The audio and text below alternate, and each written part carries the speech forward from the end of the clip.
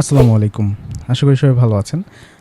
একটা জিনিস যদি লক্ষ্য করেন সেটা হচ্ছে আপনি যে কোনো একটা সফটওয়্যার ওপেন করেন, হোক সেটা ওয়েব অ্যাপ্লিকেশন, মোবাইল অ্যাপ্লিকেশন বা কোনো একটা ডেস্কটপ প্রোগ্রাম, সেগুলোতে আপনি একটা না একটা এআই রিলেটেড ফিচার পাবেনই।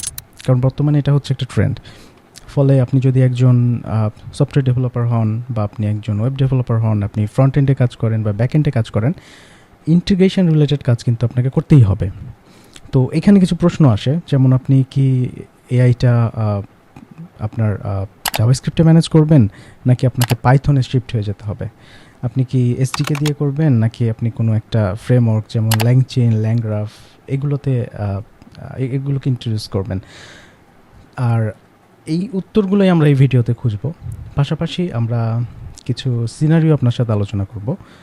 তো আপনার অ্যাপ্লিকেশনটা যদি আপনি ফিউচার প্রুফ করতে চান, বা আপনার যদি একদম ছোট অ্যাপ্লিকেশন হয় বা মিডিয়াম অ্যাপ্লিকেশন হয় বা একটা ধরেন লার্জ স্কেল অ্যাপ্লিকেশন, তো সেই ক্ষেত্রে আপনার জন্য কোন অ্যাপ্রোচটা ভালো? যেমন ধরেন আমি কিছু সিনারিও বলি আপনাকে। আপনি ওপেন এআই এর জিপিটি ব্যবহার করে, এই মডেলটা ব্যবহার করে আপনার পুরো কোড বেসটা লেখা। কারণ হঠাৎ আপনার মনে হলো যে এখানে প্রাইসিংটা বেশি বা সামহাও আমার জিপিটিতে এই মডেলটা ইউজ করতে ইচ্ছা হচ্ছে না, আমি মডেলটা চেঞ্জ করব। কিন্তু আপনার ফুল কোড বেস কিন্তু একটা বিশেষ এআইকে বা এলএম প্রোভাইডারকে ফোকাস করে লেখা। সেই ক্ষেত্রে আপনি কী করবেন? আবার আরেকটা সিনারিও আপনি দেখেন, আপনার ক্লায়েন্ট আপনাকে বলল বা আপনি নিজেই একটা জিনিস ডিসাইড করলেন যে আমি মাল্টিপল মডেল ইন্ট্রোডিউস করব।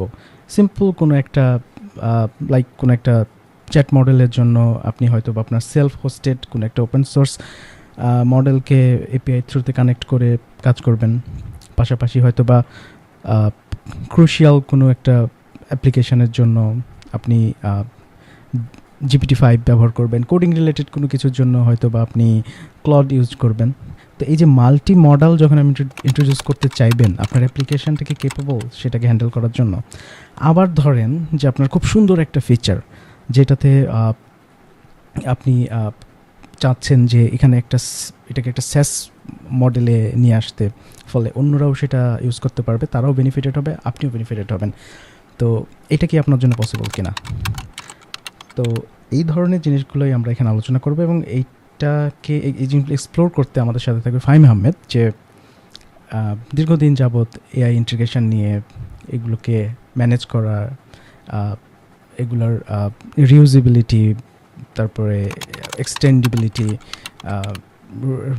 আরও অনেক রিয়েল কেস হ্যান্ডেল, এগুলো নিয়ে সে কাজ করছে।